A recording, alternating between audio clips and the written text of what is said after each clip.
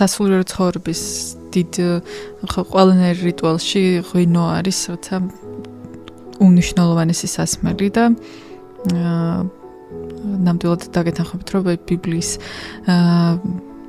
ბევრი მნიშვნელოვანი არა მხოლოდ წყლის ღვინოთ გადაქცევის, არამედ სხვა მომენტებშიც ნამდვილად ღვინო ერთ-ერთ უნიშნულოვანეს სასმელად წარმოდგება. რაც ჩვენთან სადღეგრძელოებსაც თუ შეხედავთ და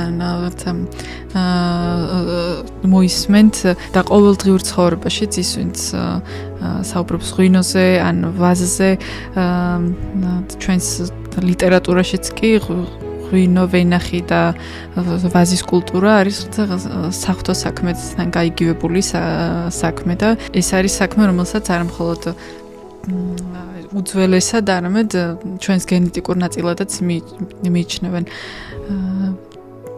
ეს ერთობა არის უწყვეტი საქმე, იმედია რომ არა მხოლოდ 8000, არამედ დამატებით კიდევ ერთი 8000 წელი ჩვენს გენურ კოდში და ჩვენს ყოველდღიურ საქმიანობაში ვენახი და ღვინო იქნება უნიშნულოვანესი და რაცა რობოტები არ ჩაანაცვლობენ ამ ურთიერთქმედებას ადამიანის და ვაზის. ბარემ კითხავ და რას იზამენ ხელოვნური ინტელექტი და რობოტები შენი აზრით? აი 20 წელიწადში, 30 წელიწადში. რამეს ხედავ?